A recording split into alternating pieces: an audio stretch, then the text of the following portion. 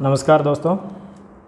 आज हम जो बात करेंगे कि जो आप मेडिकल टर्मिनेशन के लिए जो टैबलेट्स ली जाती है उसके क्या दुष्प्रभाव है और उसके ऊपर क्या नियम है। हम बात करते हैं प्रश्नोत्तर के फॉर्मेट में। जैसे कि पहला प्रश्न है कि क्या कोई भी औरत जब चाहे बच्चा गिरा सकती है? तो कोई भी औरत बच्चा नहीं गिरा सकती। इसके अंदर जो medical termination of pregnancy act बना हुआ है उसके अंदर कुछ नियम, उस नियम के तहत बच्चा गिराना अपराध है, आप गिरा नहीं सकती। गिरा वही सकती है जिसके गर्भ में बच्चा या तो विकृत है या उस बच्चे की वजह से माँ की जान को खतरा है या कोई मिस हैपनिंग की वजह से बच्चा लगा है या आप कोई परिवार नियोजन का साधन उपयोग में कर रहे थे और वो फेल हो गया है, उस वजह से बच्चा लगा है, तो ये आप बच्चा गिरा सकते हैं। दूसरा ये है कि क्या कभी भी गिरा सकता है? कभी भी नहीं गिरा सकते, क्योंकि इसमें भी एक नियम है कि अभी जो रिसेंट नियम है वो ये है कि आपके 5 महीने तक एक डॉक्टर डिसाइड कर सकता है और 6 महीने तक 2 डॉक्टर एक राय होकर के डीएनसी कर सकते हैं, और वो भी मैंने जो पहले बताए वो कारण है तो, अदरवाइज़ नहीं। और 6 महीने से ज़्यादा यदि है तो उसके लिए एक मेडिकल बोर्ड बैठता है स्टेट लेवल का, वो तय करता है कि इसकी डीएनसी ज़रूरी है या नहीं है। उसके बिना डीएनसी कभी भी नहीं करवाई जा सकती। फिर बात आती है कि क्या प्रश्न ये है कि क्या टैबलेट किसी भी माह में ली जा सकती है? तीसरे, चौथे, 5वें महीने में भी ली जा सकती है। तो इसमें है ना। क्यों? क्योंकि ये जो टैबलेट है 2 माह तक ही मुख्यतः प्रभावी रहती है। उसके बाद में यदि आप टैबलेट लेते हैं, 2 महीने से ज़्यादा गर्भ है और आप टैबलेट लेते हैं तो साइड इफ़ेक्ट्स बढ़ जाते हैं, ब्लीडिंग ज़्यादा होगी और कई बार उसके अंदर रह जाएगा कुछ कचरा और उसकी वजह से फिर आपको डीएनसी करवानी पड़ेगी, और खून की कमी होगी तो खून भी चढ़ाना पड़ेगा, इन्फेक्शन होगा, हर तरीके के कॉम्प्लिकेशंस जो है बढ़ जाएंगे। इसलिए ये 2 महीने तक ही ये मुख्यतः प्रभावी है। फिर तो प्रश्न ये है कि क्या इन गोलियों को मनमर्जी से लिया जा सकता है बिना डॉक्टर की सलाह के? तो इसमें मैं ये बताना चाहूँगा कि डॉक्टर की सलाह बहुत ज़रूरी है। वैसे भी भारत में एमटीपी एक्ट के तहत ये नियम है कि एक रजिस्टर्ड डॉक्टर रजिस्टर्ड जगह पर ही डीएनसी कर सकता है। ये भी एक तरह की डीएनसी ही है, और यदि वो रजिस्टर्ड नहीं है और डीएनसी करता हुआ पाया जाता है या रजिस्टर्ड जगह पे नहीं करता है तो उसमें 2 से 7 साल की सज़ा का प्रावधान है। ऐसा इसलिए है क्योंकि ये मरीज़ की सेफ्टी से जुड़ा हुआ विषय है और इसमें कई बार गंभीर समस्या उत्पन्न हो जाती है। जैसे मैं एक केस बताऊं, एक मरीज़ थी, उसने घर पे ही टैबलेट ले ली और कुछ दिन बाद में थोड़ी बहुत ब्लीडिंग हुई और उसके बाद उसने लोकल डीएनसी करवा दी। वहीं पर किसी ने डीएनसी कर दी और डीएनसी करने के बाद उसको घर भेज दिया गया, वो घर चली गई। अब क्या हुआ कि उसकी ब्लीडिंग थोड़ी थोड़ी अभी भी हो रही थी और दर्द बहुत ज़्यादा हो रहा है पेट में, और पेशेंट जो है खून की कमी टाइप से हो गई, मतलब चक्कर नहीं आ रहा है, चक्कर आ रहा है उसको, और बिल्कुल सफ़ेद हो गई है, उठ भी नहीं पा रही है। तो ऐसी स्थिति में फिर वो लेकर के यहाँ पे आए मेरे पास।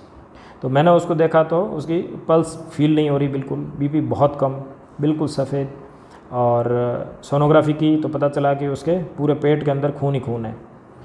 क्योंकि हुआ क्या उसमें, और वो जो खून जांच कराई हमने तो उसमें सिर्फ 3 ग्राम हीमोग्लोबिन आया। तो 3-4 बोतल हमने उसका खून मंगवाया और तुरंत उसका ऑपरेशन किया। वो खून निकाला कम से कम 3-4 लीटर पेट से, और वो जो जहाँ से ट्यूब फटी हुई थी बच्चेदानी की उसको सील करके और मरीज़ की जान बचाई। तो अब ऐसे केस में मरीज़ की जान जा सकती है यदि वो 2-3 घंटे भी लेट आती तो। ये ऐसा क्यों हुआ? ऐसा इसलिए हुआ क्योंकि उसका बच्चा जो है वो ट्यूब में लगा हुआ था, बच्चेदानी के अंदर नहीं लगा हुआ था।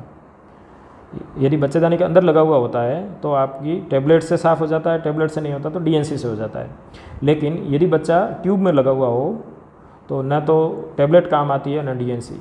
उस केस में सोनोग्राफी द्वारा पता करना पड़ता है कि बच्चा ट्यूब में है, तो फिर उसका तुरंत ऑपरेशन करना पड़ता है। ऑपरेशन ही इलाज है, और ऑपरेशन समय से नहीं करें तो वो ट्यूब फट जाएगी और वहाँ पे ब्लीडिंग होगी, जो कि बहुत ही भयंकर होती है और मरीज़ तुरंत गंभीर स्थिति में आ जाता है।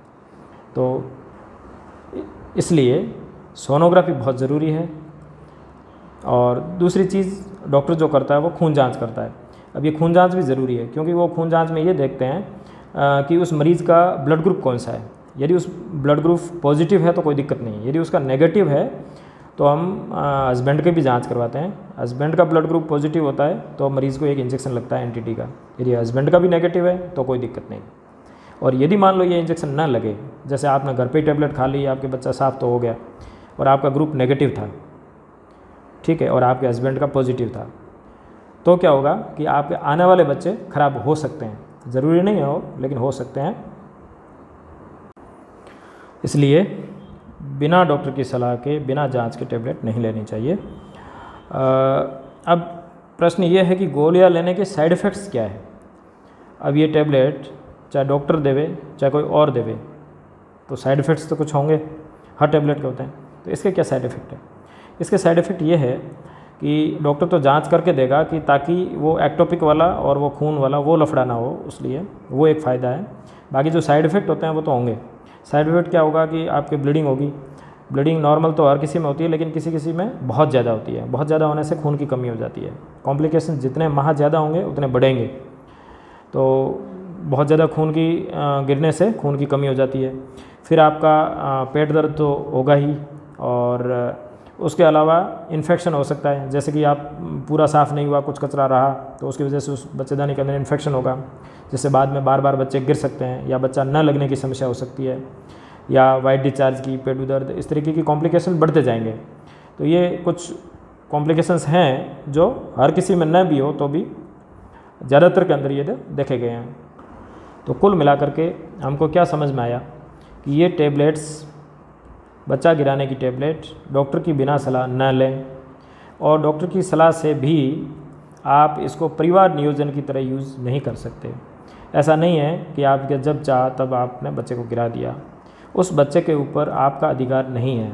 वो बच्चा यदि पेट में ज़िंदा है तो उसका भी अपना हक है, उसको आप जब चाहे तब गिरा नहीं सकते। गिराने की कुछ कंडीशंस हैं जो मैंने पहले बताई, उसी केस में गिरा सकते हैं, और वो भी डॉक्टर की सलाह से। और मैं तो ये कहूँगा कि ऐसी नौबत ही क्यों आने देते हो? ऐसी नौबत ही नहीं आने देनी। आप परिवार नियोजन के साधन का उपयोग करें ताकि ऐसी नौबत ही ना आए, बच्चा लगे ही नहीं, बेवजह आपको टेबलेट खानी ही ना पड़े। अब ज़्यादातर लोगों को परिवार नियोजन के साधन की जानकारी नहीं है, इसलिए नेक्स्ट वीडियो में हम डिस्कस करेंगे कि परिवार नियोजन के क्या क्या साधन हैं। कंडोम, कॉपर-टी, टैबलेट्स, इंजेक्शन, पुरुष नसबंदी, महिला नसबंदी, और भी कई ट्रेडिशनल जो मेथड्स हैं, उन सब के बारे में हम डिस्कस करेंगे और पूरी डिटेल बात करेंगे, क्या उनके फ़ायदे हैं, क्या नुकसान हैं, और आपके लिए बेस्ट कौन सा सूट करेगा। तो वो ज़रूर देखें, उससे आपको ये जानकारी मिलेगी, और उनका उपयोग करें ताकि बेवजह आपको टेबलेट ना लेनी पड़े और अपने स्वास्थ्य की रक्षा कर सकें। और ये तो स्वास्थ्य की बात हुई। दूसरी बात ये है कि आप एक तरफ जीव जंतुओं को बचाते हो, उनकी सेल्फी खींचते हो और फिर पोस्ट करते हो। ऐसा लगता है जैसे आपको बहुत दया है, आप जीव के प्रति बड़ी सेंसिटिव हैं और आप दयालु व्यक्ति हैं। आप पाप नहीं करना चाहते, आप किसी की जान बचा रहे हो, कुत्तों से बचाते हो, कभी शेर से बचाते हो। तो क्या ये गर्भ में पल रहा बच्चा जीव नहीं है? 1.5 महीने पे इसमें बच्चे में धड़कन आ जाती है। फिर आप इसको गिराते क्यों? आप इसको तो गिरा देते हो क्योंकि यहाँ पे आप धर्म को अपने हिसाब से सेट कर लेते हो, क्योंकि यहाँ आपको ज़रूरत नहीं है बच्चे की, तो आप गिरा रहे हो। ये भी जीव है लेकिन आप गिरा रहे हो, और यहाँ पे हत्यारे तुम खुद हो, और वहाँ पे किसी को बचाने की कोशिश करके और हीरो बन रहे हो। तो मेरी सलाह यही है कि कोशिश ये करिए कि परिवार नियोजन का उपयोग करें, बेवजह बच्चा न लगे और बेवजह आपको ये पाप ना करना पड़े। तो धन्यवाद। नेक्स्ट वीडियो में बात करेंगे परिवार नियोजन के ऊपर। ओके।